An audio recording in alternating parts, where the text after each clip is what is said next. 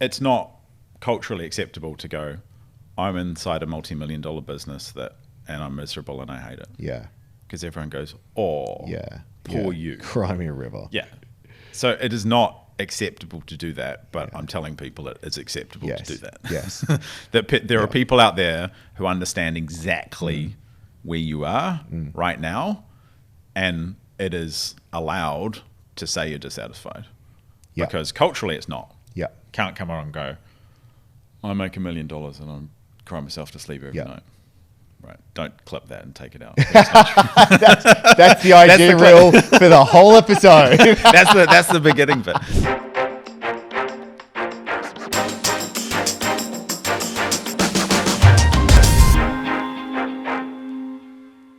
So the only reason why we're here right now is because I couldn't make our bro date coffee on Wednesday morning, and I had the studio booked to shoot Friday morning, and I just wanted an excuse for us to hang out. Yeah. So essentially, and things have escalated quite a lot, and I still don't have a coffee.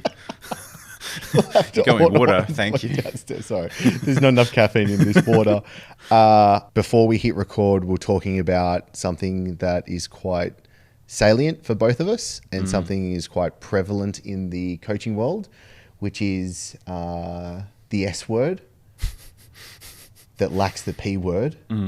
You did a post yesterday. Let's start with that. You did a post yesterday. Let's look at the repercussions that come from that, and let's peel that back. Yeah, I said, people would be shocked. I said, y'all will be shocked, because, my southern drawl is always on point. I said people would be shocked about how little profit some of the people that they hold on pedestals actually make. And it's kind of the dirty secret of the coaching and consulting and info space, because I think a lot of people are in communities and going, look at that guy, look at that guy, look at that girl, etc.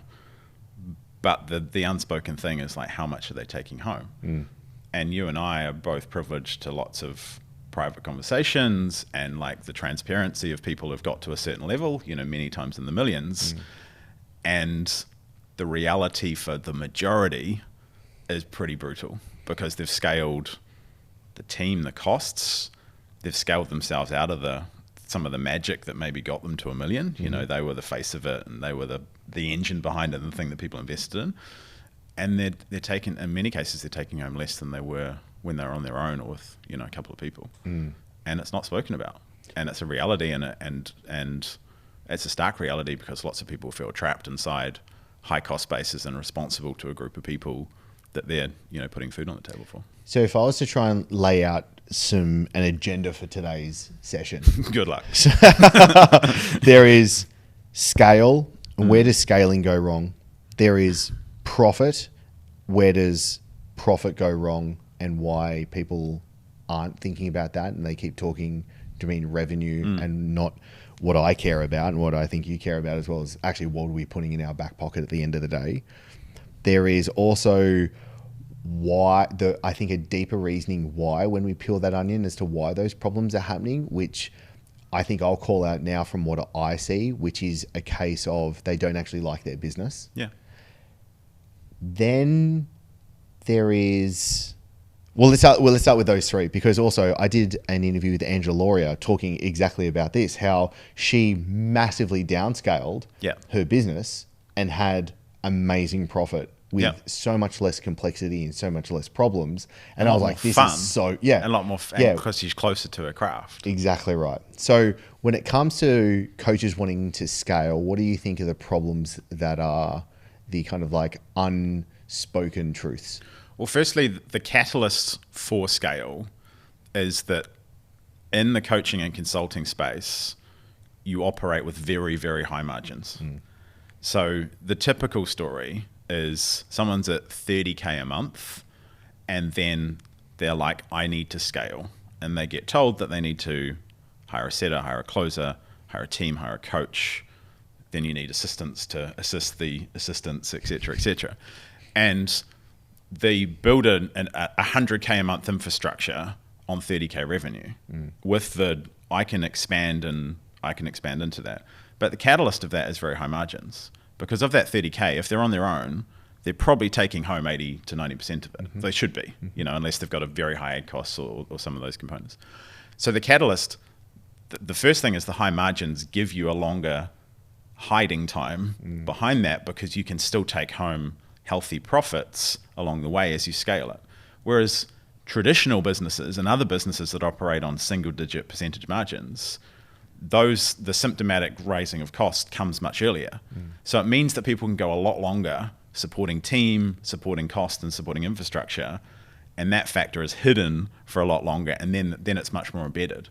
Because it's much harder to get rid of a team member after 6 months than it is after 6 days, isn't it? Just emotionally and practically on the human level. Totally. So the catalyst is high margins. And then that factor of, I'm going to expand into this, but two things happen. They scale the costs, but they also scale themselves away from the thing that got them there in the first place. They were writing the copy. They were chatting to people. They were doing the sales calls. They were coaching. People were turning up for them. They'd invested in that person, that coach, that consultant. And they start to peel back and rightly put their team there.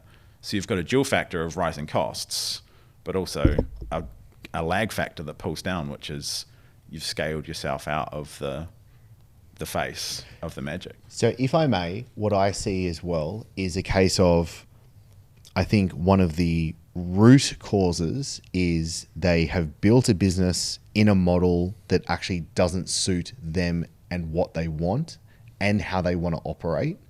So therefore, they're following this kind of traditional scale with, these are the team members I need to do. And they might look at, say, a future org chart and say, I need an org chart that is like, let's say, a 250 a month kind of org chart. Do you know what I mean? But they're doing, let's say, 100 a month, and they're like, I want to get to there, so therefore I need all of these team members now. Yeah. Then they've peeled themselves back and they've put this team in place. One, I don't think they've actually developed themselves and their skill sets to lead the team in the first place. Very true. So, like I said this before, and it's just from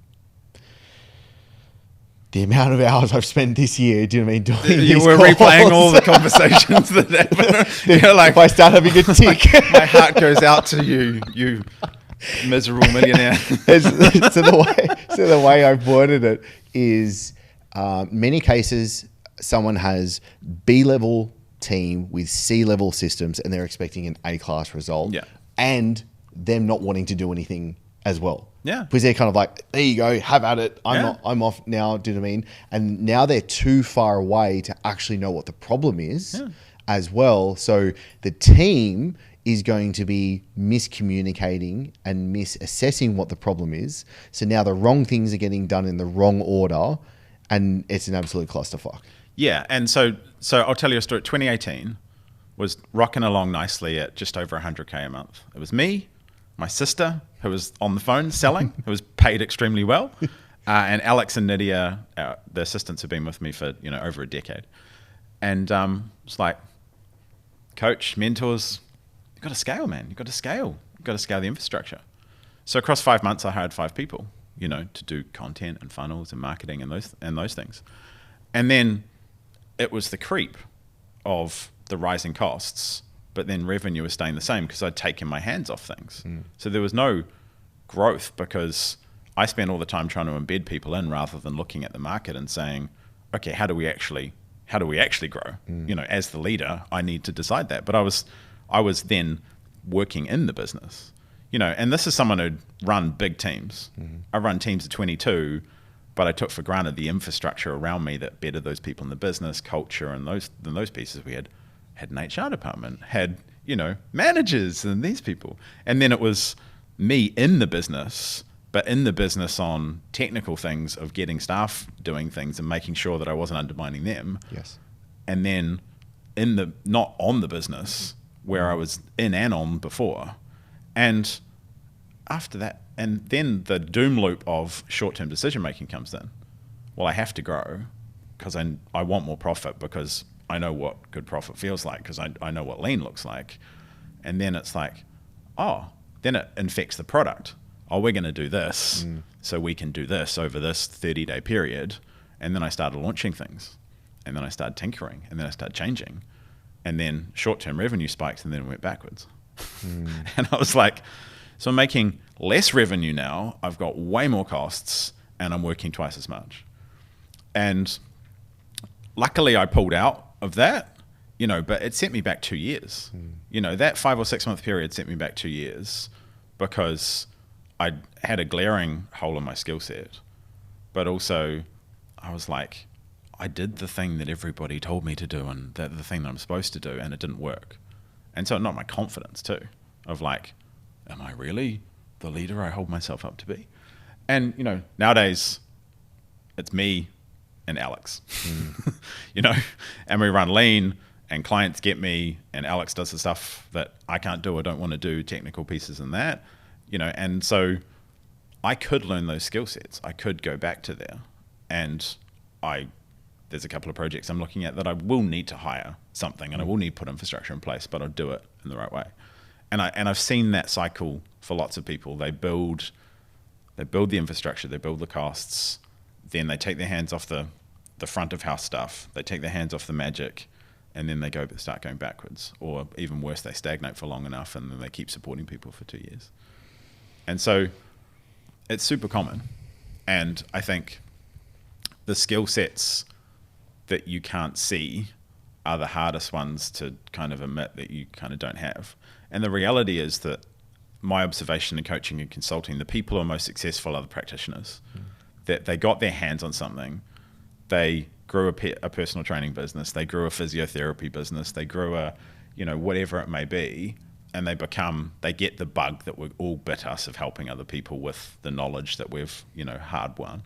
So they're practitioners and technicians who are then expected to be managers and CEOs, which is an attractive title to put on. I'm the CEO, I run stuff. And then all of a sudden you're in the nosebleeds because you're in skill sets, you're in territory that you haven't inhabited before. But everything feels like it's on the line because you're in the middle of it.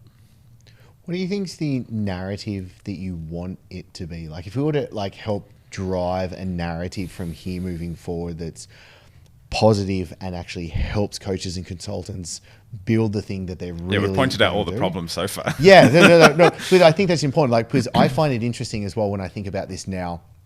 And so we're in two different models of what it is that we do. Mm-hmm.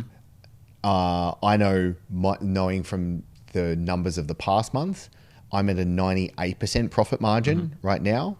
But I don't recommend people do my model, where I think it's actually different for yourself, because the model that you've created is something that you can show and teach other people to do really effectively and really well as well. And your profit margins are the same. Exactly. Do you know what I mean? So we've been able to do extremely high profit margins at different models that they're also parallel at the same time. How do you want to kind of infect the viewer with the right idea so that this can fester into them doing the right thing? Like I'm almost like, how do we incept them to kind of unlearn the things they need to learn? I was thinking about this. It's like, when you learn to speed read, you first need to unlearn the skill of reading left to right. If you're in an English speaking language, you need to unlearn the vocalization inside of your head of it as well. So you need to unlearn a bunch of different skills to then be able to have this other skill set. So I'm almost like, all right, now what are the things that you think the viewer needs to unlearn so that we can actually replace it with the right thing? Yeah, I always look at the entertainment business, and it seems like a weird parallel, but I always look at the piece that what's the thing that only you can do? Because if you look at the entertainment business, the person on the stage, the whole infrastructure is set up to put them on the stage.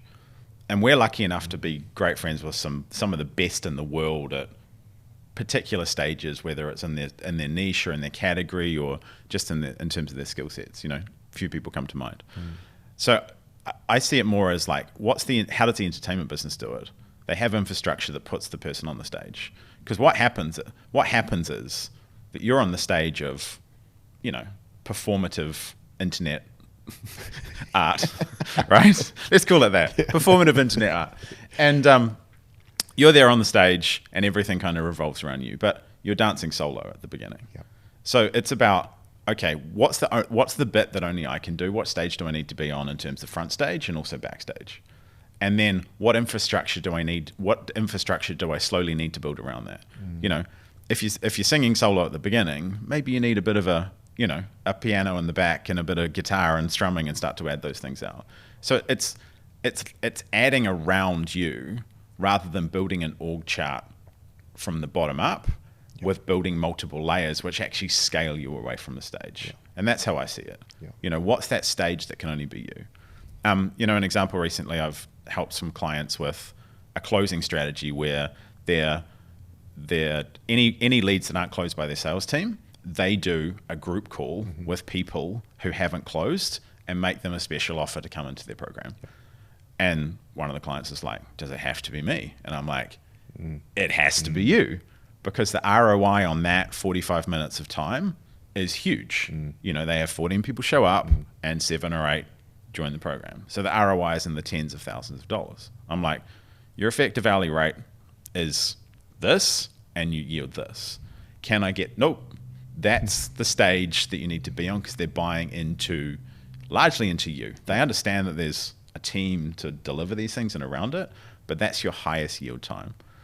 And I think people appreciating what stage they've built and where they need to be, if they start there and build out from it, then they're going to be much more lucid about the backing dancers and the singers that they're adding around themselves, rather than necessarily like, hey, shit, we need a lighting rig and we need a dude to drive the truck, and because that's what people do. They build out the whole thing and then try and go on tour, and no one wants to buy any tickets. I want to jump in and say thank you for listening and supporting the show, as at the moment we don't run any ads on the show. And if you're getting value, if you're loving the show, then I invite you right now to share this episode. Share this directly to a friend or share it on your socials. And when you do share it on social, please tag me so I can personally say thank you to you, as it means a huge deal to me, as this show is about us coming together as a community to help each other grow, as I really do believe that a rising tide lifts all ships. So take a screenshot, grab the link and share it with a friend that you think could get value out of this together. It will put a huge smile on my face, and I very much appreciate it. So the way I've worded it was, when I come into a business now, I try and find as fast as possible what's the head honcho's zone of genius. Keep them in their zone of genius, and then like in kind of like slow circles going outwards, then building that out. Because as soon as they're out of their zone of genius, it immediately affects the rest of the business, because do you know what I mean? I think it's just the energetics of everything then turns to shit as well. But then they don't actually enjoy what they're doing as well. So it's like, I feel it's kind of like founder's flow. It's like the founder has to be in flow, because that's why you've done it in the first place. 100%. And so I immediately think of 2 calls that I've had recently. So one, we're talking about from the post that you did yesterday. So one coach has operating expenses of $300,000 a month just to stay afloat for everything there. Keep the lights on. Which is crazy, because I think it could be easily halved and the revenue easily doubled on top of that as well, from what they were actually doing to me with some few tweaks. But then also the case of, see, how's this for an example? I had a recent call with someone, and they wanted to be able to build passive income somewhere else so that their coaching business didn't feel like the thing that they actually needed to make money from. Interesting mindset, isn't it? Yeah, I thought it was too. Yeah, it's I'll just go back on something you said, because one of the things that I found as well is that in the process of understanding their effective hourly rate and their zone of genius, as you say, what stage they should be on, providing relief for the stuff that they don't want to do. And me as a coach and a mentor in many cases is like, I have to provide relief at the same time while getting them and going, you don't need to do these things anymore. And some of that's just like literally killing it and taking it away. Like, this served you at one time, but I'm giving you permission not to do that anymore. And without that relief, they can't like think about scale, or they can't think about growth, because they're trapped in things that they might have served them at a lower revenue level or a lower level of growth, but they're trapped in doing them. Oh, I need to be doing this particular thing. And you're like, let's take that off your plate. Yeah. And in many cases, that's just deletion. It's just stopping doing it. You know, the amount of times I've had conversations with people who are running multi-seven-figure businesses and they're still in their Instagram DMs. And you're like, you don't need to be doing this. You're not obligated to doing that. I need to, like, that's what got, that hustle with your thumbs is what got you there. But let's put in let's put in place some relief from those things. So it's a simultaneous, you know, getting them more into the zone of genius, because if you take away stuff that they love, you know as well as I do the consequence of that, because you take the fun away, you take the beauty and the passion away from there. But you also need to provide relief and take them away from the stuff that they don't love at the same time, you know, either by deletion or some kind of system. I think it's a really good point you bring up. It really is actually just deletion. In most cases, like, it is. And it's just like, actually permission just to stop deletion. doing it. Yeah. And it's okay. Yeah, Like, it's like fine. we don't need to actually probably even replace the thing. Like, Yeah. just like, just stop doing the thing that's not working. But there's a success story in the past of that. There's always a success story in the past of that task. I got here by DMing people on Instagram, or I got here by, I'm the only one who can close. Yeah. I'm the only one who can, you know, I've tried close. I have to talk to them before they come in because of these, you know, most of it is just success story, and it's just dragging it into there, and they're stuck in it. You know, I find really interesting when you bring up like the effective hourly rate, and I don't think that's something many people think about when it comes to it. I felt like a real prick during the week. You'll enjoy this story. What does that say about me? No, it's good because I think a lot of it actually came from you. Was in a very good way. It's been interesting for me because recently the most important thing I've had to say recently is no. Because it's, again, I've had to take my own medicine and be like, just be in my zone of genius. Stop saying yes. So it's just been interesting how, do you know what I mean, the universe throws an opportunity and I'm like, oh, that would be amazing even 3 months ago, but I've got to say no to it. I've got to stay, do you know what I mean, on track. And I really appreciate it. This amazing human being sent me a message and said like, oh, like, I love the success you've done. You're a role model. It said some beautiful things. And then said like, would love to take you out for lunch sometime so I could be able to learn more. And I was like, I appreciate you saying that so much. However, I only work 4 hours a day, 4 days a week. That means my work week is 16 hours. A 1 hour lunch, not including any travel time to the venue and back, a 1 hour lunch is 5% of my total work capacity. And so therefore, I just simply do a calculation of I earn this much per month and I work this many hours per month. I know my effectively hourly rate.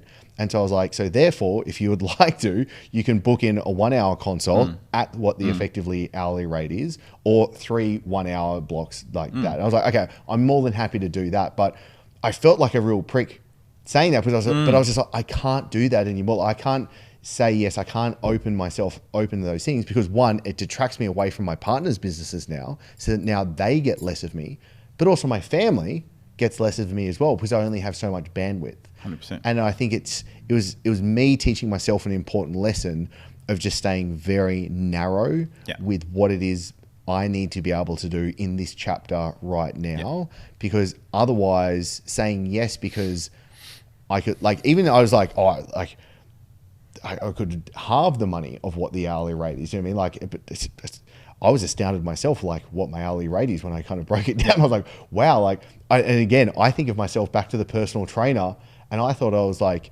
shit hot charging $200 an hour as a personal trainer.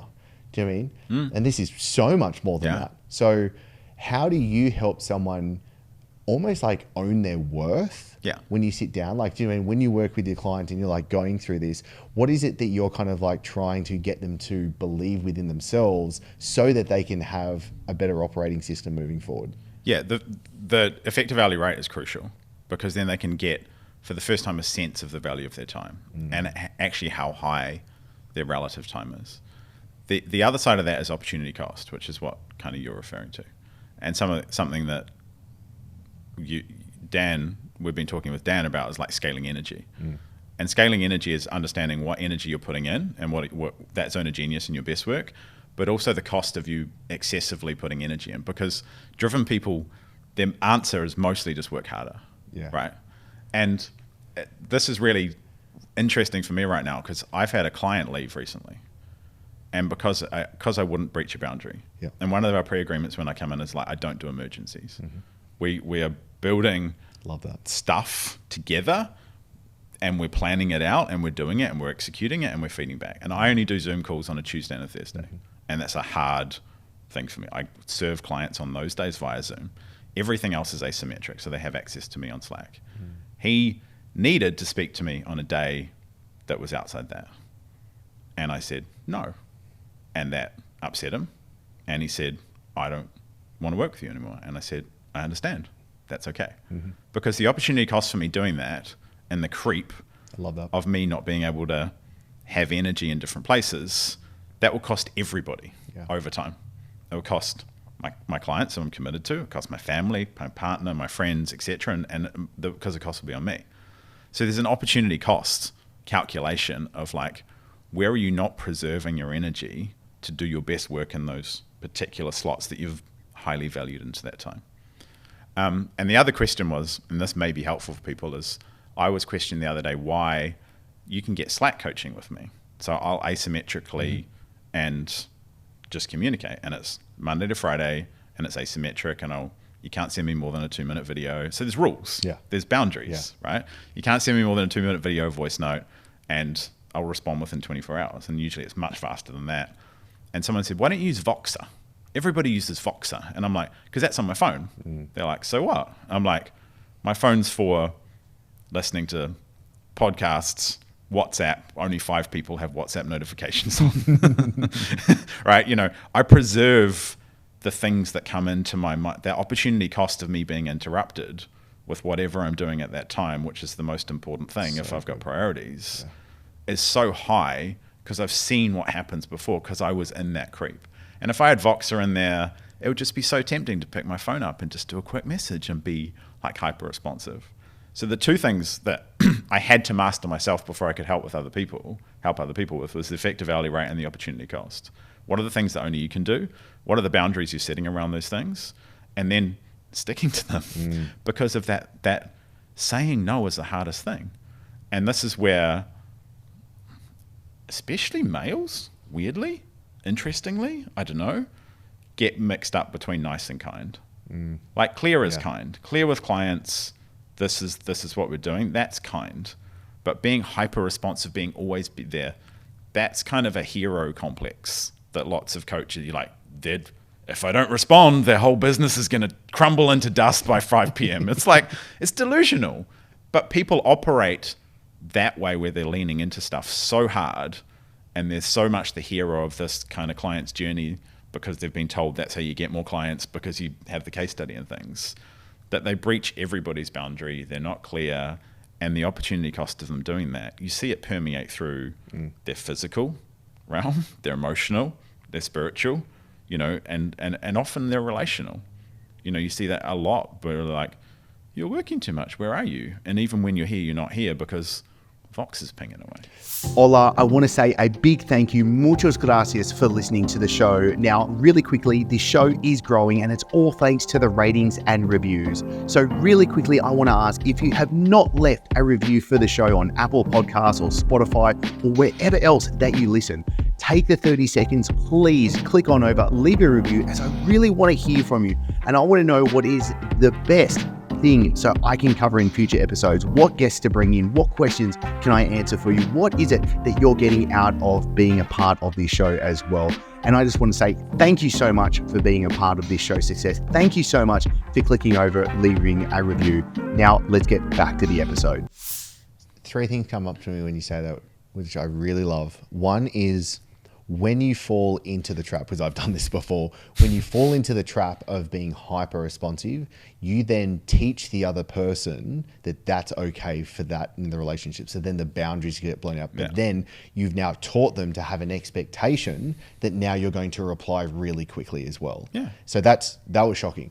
One of the best things I've ever done, which is really interesting because the feedback has always been super positive. Sharon helped me put together this mutual expectations document that that gets sent to a partner before we actually completely agree on everything. And Yeah. I'm like, so there's actually three things. There's a mutual expectations, something I call a partner cadence, which is like our communication and how we communicate. So it's like, it's only through Slack in these hours. Like, this is the way that we do it. And then something I call a weekly snapshot. And so the funny thing is, when I put together the mutual expectations document, I was like, this is harsh. Harsh. So Interesting. because this was the thing. When I first looked at it, I was so trying to people please, and I was so blurred with my own boundaries that I was like, oh wow, I was like, that sting. Like, me reading it stung, and the feedback was, every single time I've sent it to someone, they would always go, I absolutely love this. This is so good, because the relationship is black and white. And then it's really easy for me, because I've then had positive feedback, I then stick with my boundary and go, that's exactly what I'm doing. I'm not communicating outside of these hours. We can't do some random calls, like doing any thing, like no emergencies. I absolutely love that as well, because for me, what I love about no emergencies is we've always got to be forward planning and be ahead of the curve as to what's happening, not be reactive the entire time. Yeah. And it's no emergencies. It's not like when something urgently desperate goes on, I'm not going to talk you down from the ledge. It's that the culture is, we don't have to panic. We're not reactive. That stuff goes wrong, like, all the time. And stuff doesn't go to plan, the perfect plan, all the time. But it's a cultural thing to say, we don't build businesses and lives that are just based on reactivity. That you're in some kind of daily cycle of anxiety, waiting for the next thing to go off to say, I knew that was going to happen. And so it's a boundary, but it's also a cultural thing. But I know this is true for me. I don't know if it is for you, but without being clear with yourself about who you are, which is probably a whole nother podcast episode or a series of them, but without being clear about yourself, about who you are and what you truly want, it's very, very difficult to be clear with other people. It's very, very difficult to set clear expectations and clear boundaries, because you're always, if you try and communicate them without some level of clarity and belief in yourself, you will be fuzzy around the edges, and that will be communicated. And then people will breach things that you didn't even know you needed to create in the first place, or you created from a place of, and we can the both person attest, you not think over you in can be business, but in relationships and personal Oh, life we're as talking well. about every relationship. We're talking, because that's what business is. It's a series, especially our businesses. It is relational. So these patterns are everywhere in someone's life. It's in their romantic relationships and their familial ones. It's in their friendships. It's in their business, and they continue the patterns everywhere. And without being clear to yourself, those patterns are just going to permeate everywhere, and then it just creates confusion. And that's why people default to pleasing, because it's exhausting. And it's exhausting to be antagonistic and confrontational. So it's really interesting, because literally I've got to shoot a video straight after this, and it's kind of like the model that I've broken down that goes identity, values, virtues, and it's actually about figuring out what is important to me. So therefore my decision making moving forward is really easy and really black and white for it. And then I find it interesting. Well, I find the coolest thing, and I was thinking about this actually riding the bike coming here, was, let's say the conversations we were having 2019, right? Compared to the conversations that we're having today, I find really fascinating. Like, what amazing growth and just coolness that has come about. And what I'd love to know is, what is it that you love most about your business now? The sheer selfishness of it. And I'm using hyperbole there, but I create for myself and am moving out in concentric circles. I create what fascinates me, and I create for myself first, not necessarily my own needs, but just my own curiosities. And what I found, the more I lean into that, the more my clients resonate with it and the inner circle, and I create for them. And then the easier it is for me to I'm turning everything I do into a product, because I'm creating for myself and then my inner circle of clients, and then it goes in concentric circles out. So I love that I get to create for myself, but so many other people get to benefit from it, because it means that I truly feel I'm the captain of the ship, and then some people are going to jump on and some people aren't. But I don't feel that I'm a dancing bear in many cases where I was just looking at the market as that kind of amorphous piece to make things for them, or be something, or have to dance when people, or have to jump when people said how high. And I think as I'm leaning into that more, and I'm seeing my clients and my friends kind of embrace that kind of philosophy and the results that come from it, it's truly back to being fun. Because there's been long periods in my business and life that just weren't fun. I was making plenty of money and put the scoreboards up, and I was doing everything I should do, but now I'm having a ton of fun with people I love, and like doing pretty damn well out of it, for all the other metrics as well.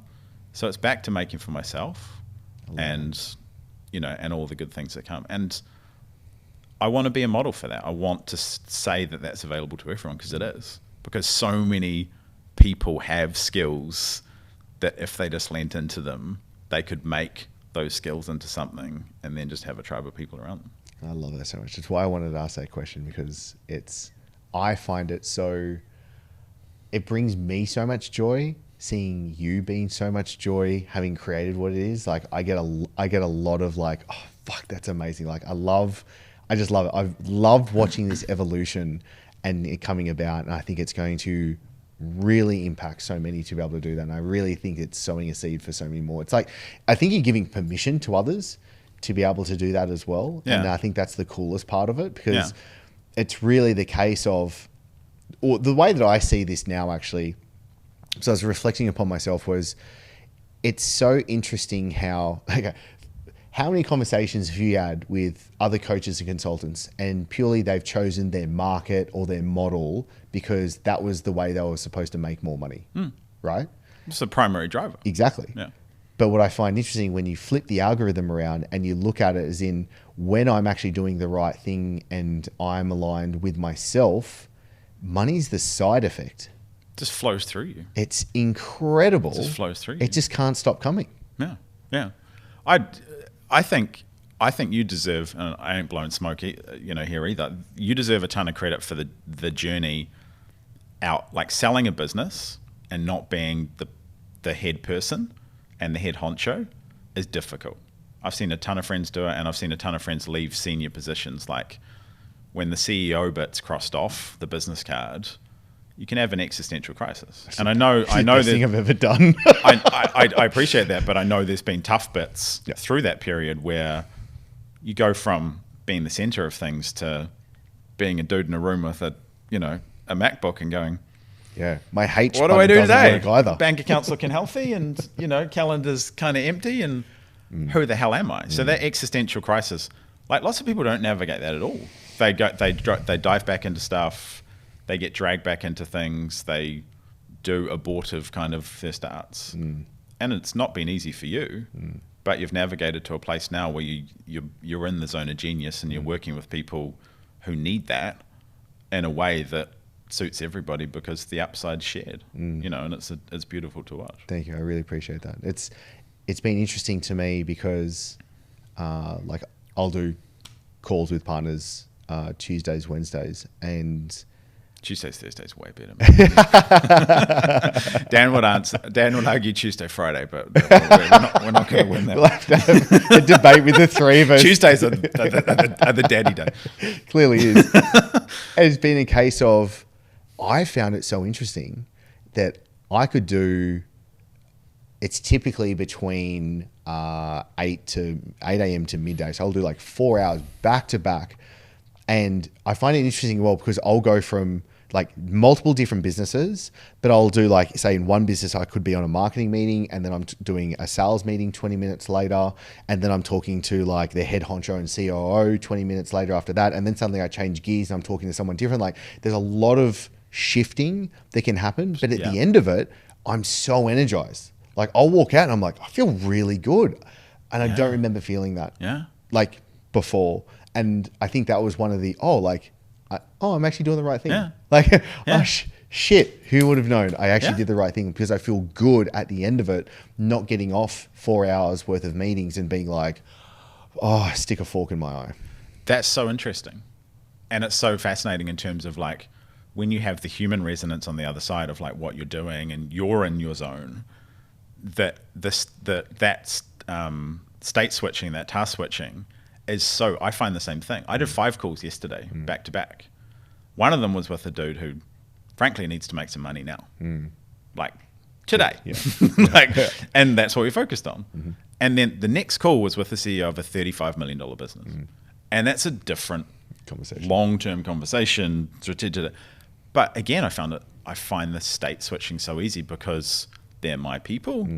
We're in the right place. They've come here for a certain reason about what we're creating and what we're making more efficient and innovating. And yeah, I find the same thing. It's super interesting. Whereas, you know, if you'd asked me before to be on 5 hours of Zoom calls back to back, again, like looking at an amorphous blob in a calendar, I think in many cases I would have wanted to poke my eyes out. Yeah. Scale your energy, right? So if we were to surmise so far, scale your energy, I think that's an amazing axiom to be able to focus on. What else do you think are the other big takeaways from here? The effective value rate and the opportunity cost piece that are related to the scaling of energy are super important, because you have to be pragmatic in terms of as an individual inside a business, you have an asset value. You got to look at it like that. You are an asset. You're an intellectual property asset. You're a creative asset. But you're an asset. So effective value rate gives you something objective to put there, so the business can organize largely around that to make it efficient. Because good businesses are efficient. They have good distribution of capital, and if you have an effective value rate, you can create the most capital, the most revenue, et cetera, et cetera. And then the opportunity cost of like, okay, if we know what an hour's worth, what's it worth for you not to do the things that you hate, and how does that permeate into life? Because that's where business spills over into life. Yep. And that's where people designing, I always say, build a business that feeds your life. You got to have both of those things and work out where the conflicts are between those. And that's the hardest bit for some people, because that forces you to be honest and get real with yourself again in terms of who you truly are, what you truly believe, and what your values are. And for some people, if that's scale at all costs and make as much money, and there's the relations around that, they're prepared to sacrifice those, or they don't have any, and that's the biggest goal. We're not here to judge that. Well, I'm not. But if you value the rest of your life and the relationships in it, then you have to work out the opportunity cost while keeping the effective value rate front of mind. Because I found it really interesting before coming here on this trip, like Lauren saying to me, she saw me stressed, like I was physically there, but mentally I wasn't there, because I had a bunch of like partner projects. Everything was just like coming together at this 1 week. And her saying to me, we don't need more. Like we've got... I hope you'd tell this all story. we need. I hope you'd say this. And so I find this interesting now, because being at the point where I'm playing the game because I actually just really enjoy playing the game. Yeah. But I slipped back into, I should just have more, because that's what I'm supposed to be doing. Exactly. Yeah. And so then I was like, I was thinking of like this XY axis, and it was kind of like reaching this point where working more actually takes me away from where I want to be, like the feeling, the life that I want to be. Because I was like, having more money by just doing more is not the thing. But also, and I think that's why I made the recent changes over the last few months, was like everything is also about building assets and leverage. So therefore, everything's very front heavy that I'll do. Like when I first come in and partner with someone, like there's a lot to get done. Even just getting up to speed with understanding everything that's going on inside of the business and like pouring through all of their marketing material, like there's a lot of work, but then obviously it reaches a point where it's only like little kind of things that I need to touch, and it's amazing. And it was just really interesting for me having to sit back and think upon myself and just go, wow, this game, and you said it yourself, and it was just like the series, and it's the understanding of like what's the virtues in which I want to live upon, and again, then what are the values that are most crucial to me, and then what's the identity that then holds all of that together as well, is actually one of the most important parts to all of this. Yeah, fully. I shared something I do a client call on Tuesday morning, like a group call, and it was like driven people are usually pretty poor at looking in the rearview mirror, because a lot of people are trying to craft messaging and those things for people who were largely them 5 years ago. Yeah. Especially in the practitioner and those kind of markets. And I said, just look in the rearview mirror. Like, where were you then? What messages resonated with you? What were you picking up? What were you leaning to? But also, driven people are really bad at just stopping the car on the side of the road and looking around. Right? Because it's like, got to get to the destination. And you're like, they get to the destination and be like, got to get to the other destination. You just got to stop. And like a huge part of my job, I see it as just providing perspective and going hand on the shoulder and saying, let's just stop just momentarily. Let's just take a micro moment and ask and answer some questions that maybe haven't been asked for a little while. Maybe were asked at the beginning, but now you're so driving, let's just stop the car for a bit. And that doesn't mean that you're not making progress. It does mean when you get back in the car that you're going to be more likely to drive towards a destination that you actually want, Well said. rather than getting there and going, oh shit, I've got to drive somewhere else. Or even worse, I've got to go back to the beginning. Which we've seen a lot. Yeah. I think that's really important, because having gone through that process of making the mistakes and then figuring out, I've built something that doesn't serve me and that I don't want, and now then being able to then do what was needed to get to the other side and be in a position now that boggles me. It's an interesting case in point where those existential questions haven't been asked in such a long time that then leaves this gaping hole, because now you're just running blind, going after something that most likely you're going after because there's these other people that are saying they're going after it as well, and then everything's just a mishmash and you're essentially going in the complete wrong direction. And running as hard as you can. And you won't get any sympathy. Yeah. It's not culturally acceptable to go, I'm inside a multi-million-dollar business and I'm miserable and I hate it. Yeah. Because everyone goes, poor you. Cry me a river. Yeah. So it is not acceptable to do that, but I'm telling people it is acceptable to do that. Yes. That there are people out there who understand exactly where you are right now, and it is allowed to say you're dissatisfied. Yeah. Because culturally it's not. Yeah. Can't come on and go, I make $1 million and I'm crying myself to sleep every night. Right. Don't clip that and take it out. That's the idea reel for the whole episode. that's the beginning bit. It's allowed. You should be intolerant. You should be intolerant of living a life that doesn't have ease in it. You should be intolerant of living a life and being in a business that doesn't serve you. You have choices. You get to make those every single day. Yeah, I had this epiphany a little while ago, and it was, someone has to be the role model for having it all. Why not me? So it's just going to be me. Yeah. And being able to bring that together. Yeah.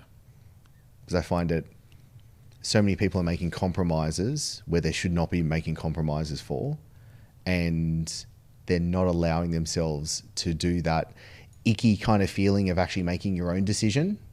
And then going through that dark part, like what you said, like you saw me go through it. Like I went through a real dark phase trying to sort this shit out. But being in the position now, like I wish I could give this to everyone. Like that feeling of just like abundance and freedom and like intrigue and curiosity is just like, holy shit. Like I was walking on the beach yesterday afternoon, just like, this is incredible. Yeah. Like it's not like that all the time. Fuck no. But being even able to have those reflection points and just be like, wow, this is really gnarly. And I got to say, James, so much of it is thanks to you, dude. Having you by my side has been truly one of my greatest blessings. So thank you. Thank you, sir. Appreciate it. Where does everyone go to find out more about what you're doing? Just find me on Facebook. I'll just get off a Zoom call and rage. Rage post. They're extremely effective, by the way. Yeah, they're always relevant Because it's true, they're though. literally out of my brain of something I've just observed, which I'm greatly privileged for. Yeah. And go out there. I call it like I see it. So look me up. Beautiful. Thank you, brother. I appreciate mate. you. Thank you so much for joining me in this episode. I really, truly hope that you have enjoyed this. Now, if you haven't subscribed to the show, please do so. And one of the best ways for you to be able to support the show is to leave a review and to be able to share it out on social. And as always, thank you so much. I feel privileged. I feel thankful. I feel grateful. I feel really blessed being able to do this and being able to have you join us as we figure this stuff out that we call life at the end of the day, and being able to do it with amazing conversations that we do here in this show together as well. So I'm wishing you an amazing day, and I'm really looking forward to us coming together in the next episode.